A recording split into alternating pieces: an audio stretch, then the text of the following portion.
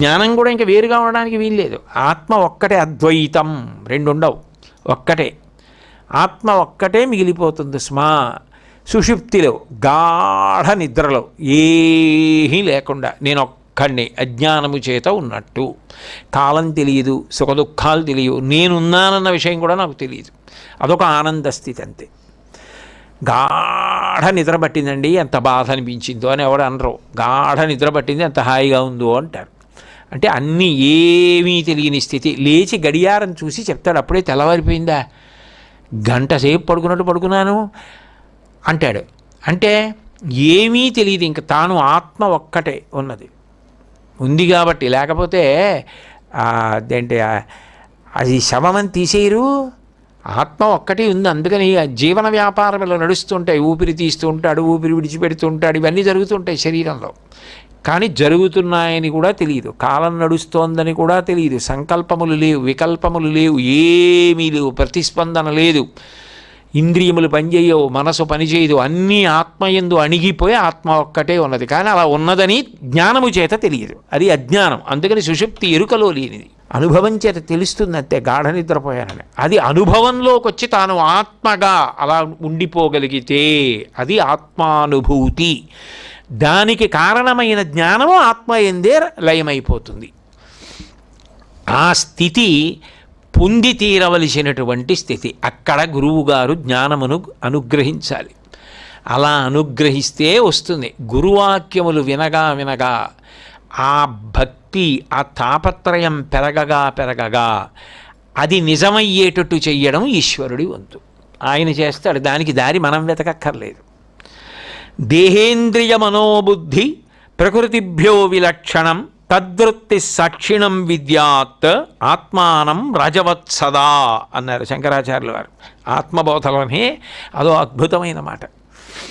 ఆత్మ ఎరుకలో లేనంత కాలము, జ్ఞానము చేత ఆత్మ తెలియనంత కాలం వృత్తి అంటారంటే నిరంతర మార్పు చెందుతూ ఉంటాడు. ఎంత మార్పు చెందుతూ ఉంటాడంటే, నేను కోటేశ్వరరావు, నేను ప్రవచనం చేశాను, నేను పొడవుగా ఉంటాను, నేను పొట్టిగా ఉంటాను, నేను లావుగా ఉంటాను, ఈ మధ్య నేను చిక్కిపోయాను, ఈ మధ్య నేను సన్నబడ్డాను, మళ్ళీ లావయ్యే అవకాశాలు కూడా లేకపోలేదు, నేను తెల్లగా ఉంటాను, నేను నల్లగా ఉంటాను, నాకు 4 పళ్ళు ఊడిపోయాయి, నాకు 2 పళ్ళు కట్టించుకున్నాను, ఇలా ఏవేవో భావనలు నేనుగా వృత్తులు పొందుతూ ఉంటాడు. అంటే మారిపోతూ ఉంటాడు. నేను లావైపోయాను అన్నప్పుడు ఎవరిని అన్వయం చేస్తున్నాడు? శరీరాన్ని చెప్తున్నాడు.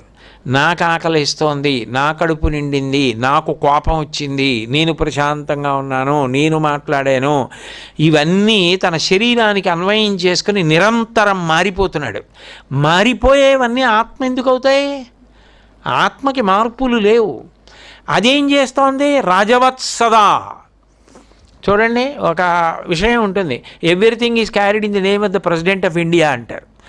దేశంలో ఎక్కడ ఎవరు ఏ ఉద్యోగం చేసి ఏ అధికార ఉత్తర్వు ఇచ్చినా కూడా అదంతా రాష్ట్రపతి గారు చేసినట్టే. రాష్ట్రపతి గారు అన్ని కార్యాలయాల్లోకి వచ్చి కాగితాలు రాస్తారా? రాయరు.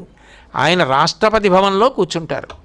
ఆవిడో ఆయనో అక్కడ కూర్చుంటే కింద చేస్తున్నవన్నీ వారి పేరు మీద జరుగుతున్నట్టే. అందుకు కదూ శాసనసభలో మాట్లాడుతున్నప్పుడు నా ప్రభుత్వం అని మాట్లాడతారు, వారే చేస్తున్నట్లు. ఆత్మ అంతే, రాజవత్సదా, రాజులా అలా కూర్చుని ఉంటుంది. ఈ కింద హడావిళ్ళన్నీ వీళ్ళవి. మనసు, ఇంద్రియములు ఇవన్నీ వృత్తులను పొంది నేను లావు, నేను పొడుగు, నేను సన్న, నేను చేశా, నే పడుకున్నా, నే తిన్నా, నే లేచా, ఇదంతా ఎప్పటికప్పుడు టక మారిపోతూనే ఉంటాడు. ఎంత వేగంగా మారిపోతుంటాడో. ఆ మారిపోతుండడంలో కోప్పడిపోతూ ఉంటాడు, సంతోషపడిపోతూ ఉంటాడు, కింద పడిపోతూ ఉంటాడు, పైకి లేస్తూ ఉంటాడు.